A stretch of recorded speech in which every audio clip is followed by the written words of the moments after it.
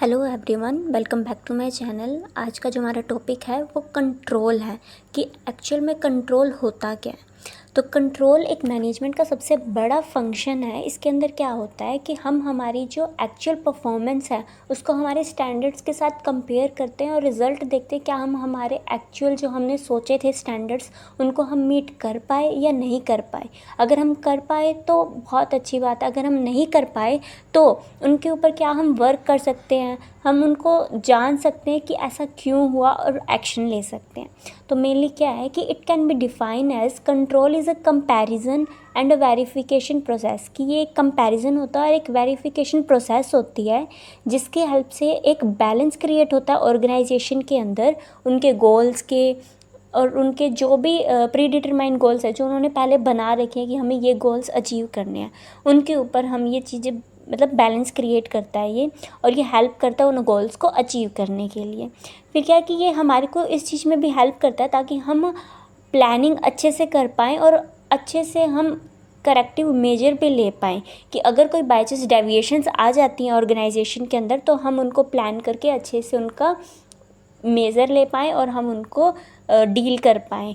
Mainly जो control है वो यही होता है, और एक ऑर्गेनाइजेशन के अंदर controlling is the main aspect, और ये सबसे ज़रूरी होता है।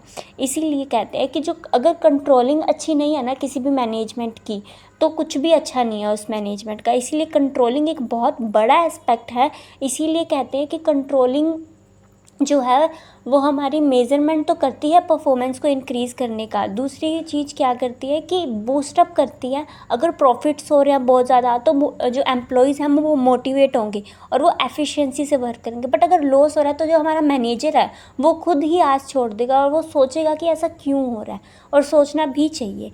तो मेनली जो हमारा कंट्रोलिंग है उसका मतलब यही होता है। और मैनेजमेंट कंट्रोल सिस्टम के अंदर कंट्रोलिंग भी ऐड होती है, क्योंकि कंट्रोलिंग एक ऐसा एस्पेक्ट है जिसके अंदर मतलब जैसे मैंने पहले भी बताया कि जो हमारा मैनेजर है और जो एम्प्लॉय है उसके बीच में एक ब्रिज की तरह काम करता है। और अगर हमारा ब्रिज ही कमज़ोर होगा तो हमारा जो पूरा मैनेजमेंट सिस्टम है वो खुद मजबूत कैसे हो सकता है। इसीलिए कंट्रोलिंग बहुत ज़्यादा ज़रूरी है, मेन एस्पेक्ट है ये मैनेजमेंट का।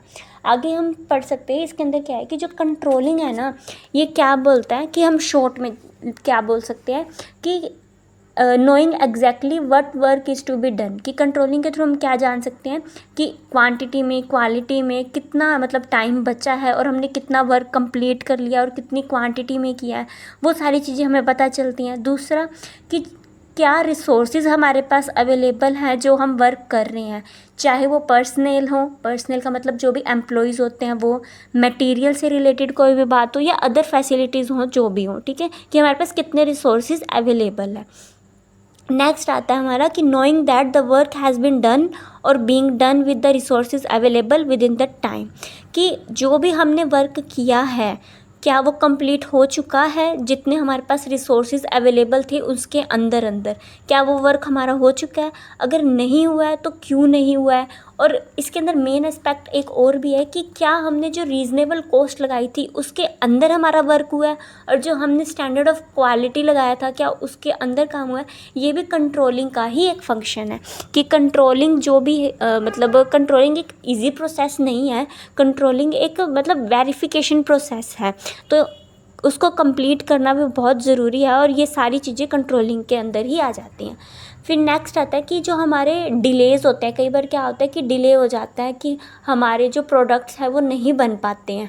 तो उन डिलेज़ का कारण क्या है, जो वेरिएशंस आ रही हैं, टाइम टू टाइम चेंजेस आ रहे हैं, उन चीज़ों का भी जानना कि ये क्यों हो रहा है। होल्डअप्स आ जाते हैं कई बार ऑर्गेनाइजेशंस के अंदर, तो उन सारी चीज़ों को जानना, उन वेरिएशंस को जानना, क्या कोज़ है, उनकी रेमेडी तैयार करना, ये सारी चीज़ें भी हमारी किसके अंदर आती हैं, हमारी कंट्रोल के अंदर आती हैं। फिर आगे आता है हमारा knowing about the completed work as to time finished, quantity and final cost, कि कितना काम कंप्लीट हो चुका है, मतलब क्या टाइम ख़त्म होने से पहले हमारा काम कंप्लीट हो चुका है या नहीं हुआ है। क्या हमने जो क्वांटिटी सोची थी, जो हमने स्टैंडर्ड बनाए थे कि हाँ हमारी क्वांटिटी बहुत अच्छी होनी चाहिए, मतलब कॉस्ट भी मिनिमम आए और हमारी क्वांटिटी भी ना गिरे, वो सारी चीज़ें जो हमने मीट करी थी क्या वो पूरी हुई या नहीं हुई, ये मेन वर्क है हमारे कंट्रोल का। मतलब अगर मैं इसका निचोड़ बताऊँ तो क्या होगा कि जो हमारा कंट्रोल सिस्टम है ना वो पूरी ऑर्गेनाइजेशन की जड़ है, और अगर हमारी जड़ ही मजबूत नहीं होएगी तो हम ढंग से वर्क नहीं कर पाएंगे। फॉर एग्ज़ाम्पल हमारे घर के अंदर हमारे फादर हैं, अगर वो ही डिसीज़न ढंग से नहीं ले पाएंगे तो पूरा घर उथल पुथल हो जाएगा, मैनेजमेंट अच्छे से नहीं हो पाएगी। या इसका एक और एग्जांपल क्या ले सकते हैं हम, जैसे कि हमारी यूनिवर्सिटी है, CDLU यूनिवर्सिटी है, अगर वहाँ की यूनिवर्सिटी रिजल्ट बनाते अच्छे से वर्क ही नहीं कर पाएगी, पेपर चेक नहीं हो रहे अच्छे से बच्चों के, तो क्या बच्चे वहाँ जाके पढ़ेंगे? नहीं पढ़ेंगे। मैनेजमेंट ढंग से काम ही नहीं कर रही है तो कोई मतलब फ़ायदा ही नहीं होगा, सभी लोग भड़क जाएंगे। तो मेनली ये सारी चीज़ें होती हैं। इसके बाद क्या आता है, हमारे एलिमेंट्स आते हैं कंट्रोल के। इसके अंदर 6 एलिमेंट्स होते हैं: authority, knowledge, guidance, direction, constraint and restaurant. ये 6 हमारे एलिमेंट्स होते हैं कंट्रोल के अंदर। ये सारी चीज़ें एक मतलब कि जो हमारा मैनेजर है उसके अंदर होनी चाहिए, जो भी मैनेजमेंट को संभाल रहा है, ठीक है, कि अथॉरिटी होनी चाहिए उसके अंदर, उसको नॉलेज होनी चाहिए कि कैसे इन सिचुएशन से बाहर आया जा सकता है, प्रॉपर गाइडेंस होनी चाहिए उस चीज़ की, डायरेक्शन देनी आनी चाहिए और एम्प्लॉय उसकी डायरेक्शन को माने भी, ऐसा उसका ऑर्डर होना चाहिए, कंस्ट्रेंट होने चाहिए, रेस्ट्रेंट होनी चाहिए, मतलब कि अगर उसकी कोई बात ऐसी बोली जा रही है तो उसकी बात को माना जाए, और अगर वो किसी बात को रेस्ट्रिक्ट करने की कोशिश करे तो उसकी बात को रेस्ट्रिक्ट भी किया जाए कि ये काम सही से नहीं हो रहा तो ये क्यों नहीं हो रहा।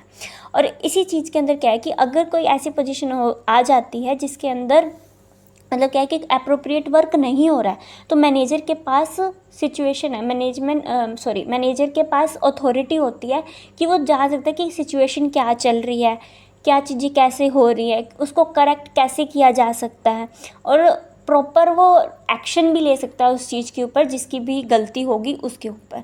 तो ये सारी चीज़ें authority, knowledge, guidance, direction, constraint, restaurant, ये सारे एलिमेंट्स होने चाहिए कंट्रोल के अंदर, ठीक है।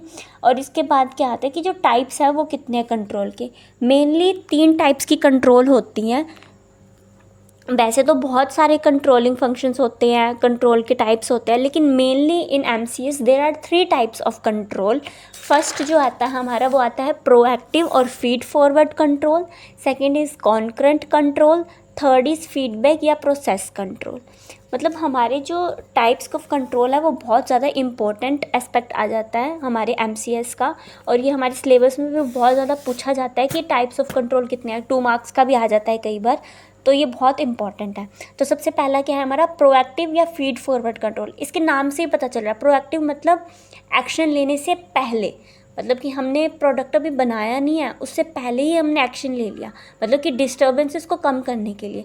कि जो ये टाइप ऑफ कंट्रोल होता है ये एंटिसिपेट मतलब पहले ही एंटिसिपेट कर लेता है और हमारी जितनी भी डिस्टर्बेंसेस हैं उनको प्रिवेंट करने की कोशिश करता है ऑकर होने से पहले सिस्टम के अंदर। और इसके अंदर क्या है कि ये प्रोएक्टिव मेजर्स ले लेता है पहले ही। सबसे पहले हमने मॉनिटर किया, प्रेडिक्शन लगाई, मतलब कि फॉर एग्जांपल जैसे हीटिंग टेम्परेचर होता है, वो क्या करता है, ऑटोमेटिक मशीन ही है एक तरह से कि अकॉर्डिंग टू टेम्परेचर वो अपने आप अपना temperature according to home temperature या जो भी टेम्परेचर है बाहर का, अकॉर्डिंग टू उसके प्रेडिक्शन करता है और अकॉर्डिंग टू उसके चलने लग जाता है।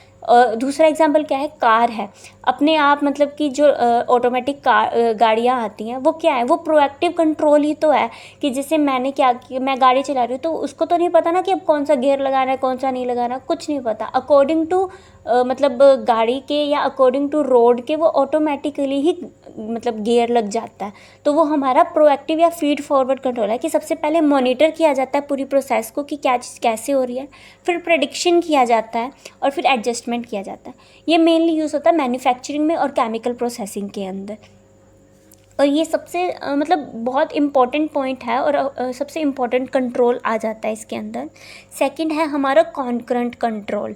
इसके अंदर क्या है कि ये ऐसे टाइप ऑफ कंट्रोल है जो कि होता है कि जब चीज़ें प्रोग्रेस के अंदर होती हैं, मतलब बीच में होती हैं, जब एक मतलब वर्क है वो वर्क इन प्रोग्रेस होता है तो हमारा कॉन्करेंट कंट्रोल बन जाता है। इसमें क्या है कि this type of control occurs while activities are in progress, monitoring ongoing process to ensure that they are on track and performing or not. तो ये हमारे स्टैंडर्ड्स को कंफर्म कर रही हैं या नहीं कर रही हैं, हमारे स्टैंडर्ड्स पूरे हो रहे हैं या नहीं आ रहे, तो हम उसको ऑनगोइंग मॉनिटर करते हैं और इंश्योर करते हैं कि वो सही ट्रैक पे है या नहीं है। फिर आता है हमारा फीडबैक कंट्रोल। फीडबैक कंट्रोल ऐसा है कि इसको हम प्रोसेस कंट्रोल भी कहते हैं, कि इसके अंदर क्या होता है कि हम परफॉर्मेंस का जो डाटा है उसको यूज़ करते हैं, फीडबैक लेते हैं, फिर हम उसके अंदर चेंजेस करते हैं कि जो हमें फीडबैक आया है तो हमें इसके अंदर चेंजेस करने के लिए। जैसे मामाअर्थ का प्रोडक्ट है, वो प्रोडक्ट बन जाता है, उसके बाद वो क्या कहते हैं कि आप यूज़ करके हमें फीडबैक दो, उसके अकॉर्डिंग हम हमारे प्रोडक्ट के अंदर चेंज करेंगे। तो ये कौन सा है, फीडबैक कंट्रोल है, कि उन्होंने हमें क्या बोला कि ऑप्शन दिया कि आपको अगर प्रोडक्ट में कोई कमी लग रही है तो आप दो और इसके अंदर हम चेंजेस कर देंगे। तो ये हमारा फीडबैक कंट्रोल है कि हमने प्रोडक्ट लॉन्च कर दिया, उसके बाद हम उसके अंदर चेंजेस कर रहे हैं, तो वो हमारा फीडबैक कंट्रोल हो जाता है। कि सबसे पहले हमने परफॉर्मेंस को मॉनिटर किया, हमने फीडबैक का मैकेनिज़्म लिया, फिर उसके अंदर हमने एडजस्टमेंट्स कर दी कि क्या क्या एडजस्टमेंट्स होनी चाहिए। ये हमारे 3 टाइप के थे कंट्रोल। सबसे पहला क्या था, प्रोएक्टिव, कि जो हमारी सिचुएशन है या हमने कोई मैन्युफैक्चर करना है उससे पहले ही हमने कंट्रोल कर लिया कि हाँ ये हो सकता है। सेकंड क्या हुआ, कॉन्करेंट कंट्रोल, कि वर्क इन प्रोग्रेस है, उसके बीच के अंदर हमने मॉनिटर किया और कंफर्म किया कि हम स्टैंडर्ड्स को पूरा कर रहे हैं, ऑन ट्रैक है या नहीं है। फीडबैक कंट्रोल क्या हुआ कि फीडबैक लेके हमने हमारे प्रोडक्ट के अंदर चेंजेस लाए।